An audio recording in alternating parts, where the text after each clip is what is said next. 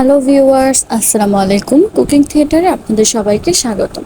আজকে আমি আপনাদেরকে মুরগির কলিজা ভুনা করে দেখাবো। তো প্রথমে আমি একটি ফ্রাই প্যানে সরিষার তেল দিয়ে নিয়েছি। এখন আমি এখানে দিব পেঁয়াজ কুচি,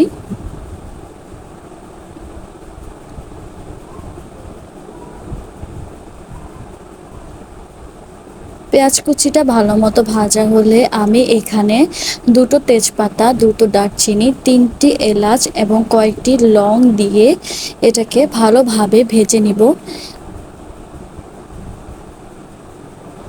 কিছুক্ষণ ভাজার পর আমি এখানে 1 চা চামচ পরিমাণ আদা বাটা, 1 চা চামচ পরিমাণ রসুন বাটা দিয়ে নিব।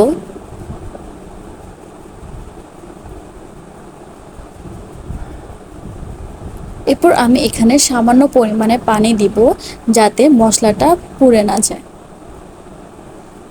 এরপর আমি এখানে শুকনো উপকরণগুলো দিয়ে দিব। প্রথমে 1 চামচ লবণ, এটা স্বাদ মতো আপনারা আপনাদের টেস্ট অনুযায়ী দিবেন। 1 চামচ পরিমাণ হলুদ গুঁড়ো, 1 চামচ পরিমাণ ধনিয়া গুঁড়ো, 1 চামচ পরিমাণ জিরা গুঁড়ো এবং 1 চামচ পরিমাণ মরিচ গুঁড়ো। মরিচটা আপনারা স্বাদ মতো দিবেন। আমি এটা ঝাল খেতে পছন্দ করি, তাই আমি বেশি দিয়েছি।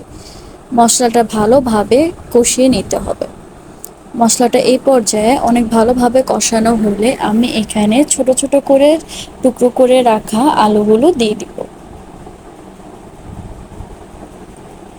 যেহেতু কলিজা অনেক তাড়াতাড়ি সিদ্ধ হয়, আলুটা সিদ্ধ হতে একটু দেরি হয়, তাই আমি আলুটা দিয়ে ভালোভাবে কষিয়ে নিব। আলুটা ভালোভাবে কষানোর পর আমি এখানে কেটে ধুয়ে রাখা কলিজাগুলো দিয়ে দিব। এখানে কলিজার সাথে গুর্দাও আছে। কলিজাটা আলুর সাথে ভালোভাবে মিশিয়ে এটা কিছুক্ষণ ঢেকে ভালোভাবে কষিয়ে নিব।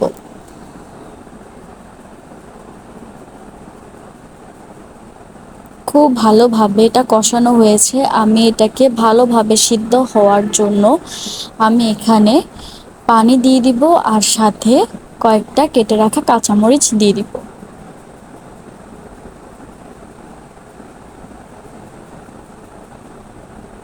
এবার এটা কিছুক্ষণের জন্য ঢেকে রাখবো।